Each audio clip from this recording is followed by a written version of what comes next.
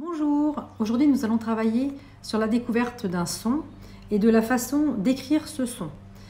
L'étape numéro 1 va consister à lire pour l'adulte, la comptine qui se trouve page 19. Les enfants ne regardent pas le texte, ils n'ont pas à lire ce texte, la lecture est faite et les enfants doivent identifier le son qu'ils entendent, le son qui se répète le plus dans cette comptine. Je vous lis cette comptine. On a réuni la famille pour la fête de tante Sophie. Elle a soufflé ses bougies avec son fils et sa fille. On a fait plein de photos. On lui a offert des fleurs de lys.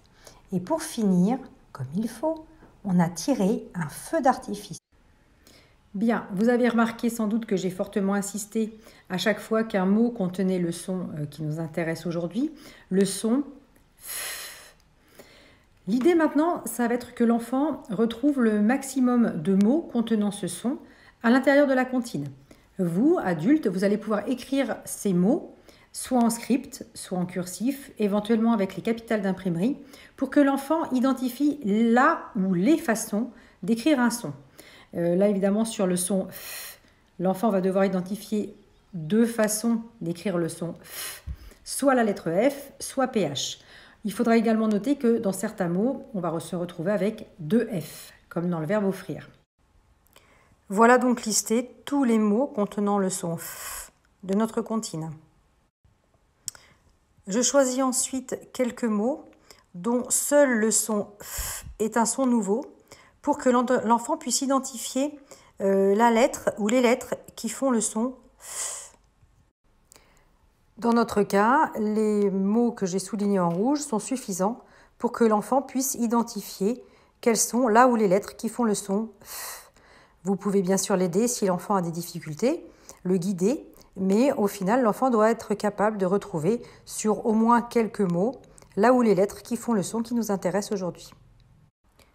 Vous pouvez donc entourer ces lettres et là, on va voir clairement donc, que pour faire le son F, ça peut être soit la lettre F, soit deux F, soit PH. Nous allons reprendre ces mots, uniquement les mots soulignés en rouge, et nous allons les écrire en distinguant les lettres qui font le son F des autres lettres, en alternant les couleurs. Voilà ce que ça donne. Alors certains élèves sont très attachés aux alphas que nous avons présentés en début d'année scolaire. Donc le personnage qui représente le son F, c'est la fusée qui emmène Petit Malin sur son dos. Et quand son moteur se met en route, elle fait... Il me reste à présenter le geste Borel-Mésoni qui représentera le son F.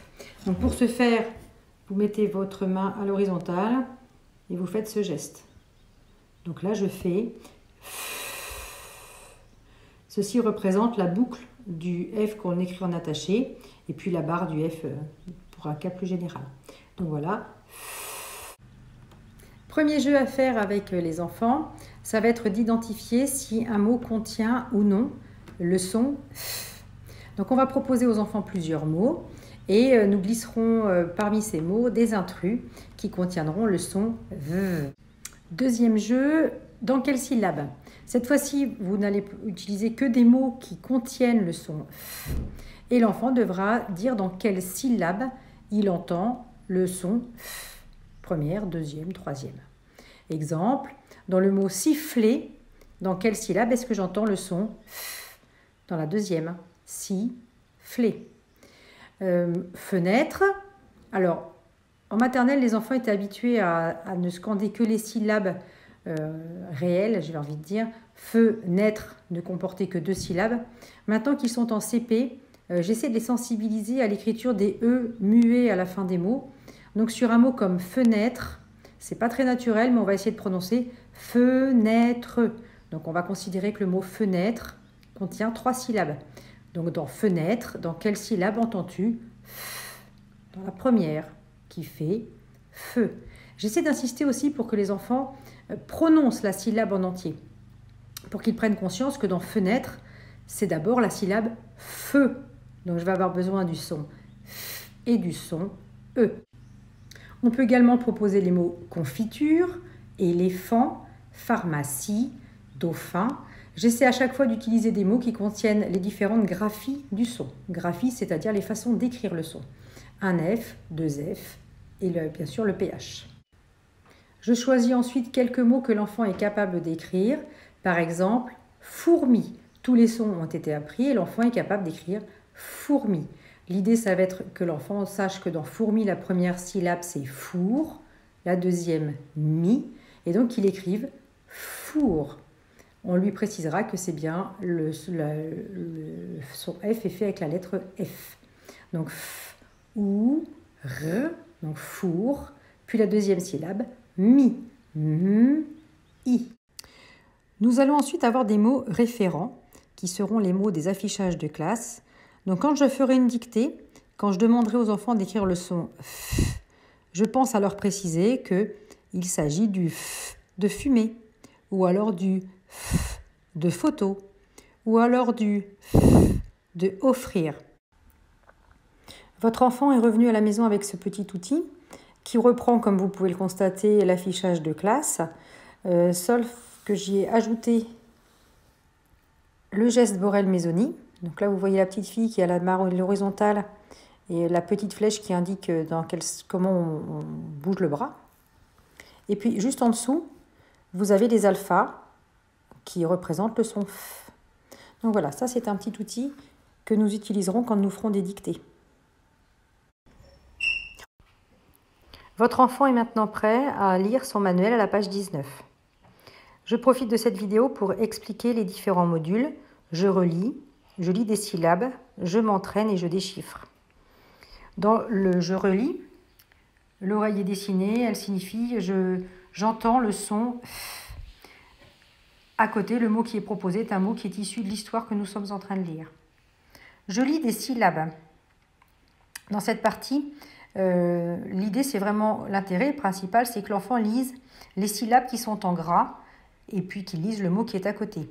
Alors, n'hésitez pas à aider votre enfant. Par exemple, là, on a le mot phrase.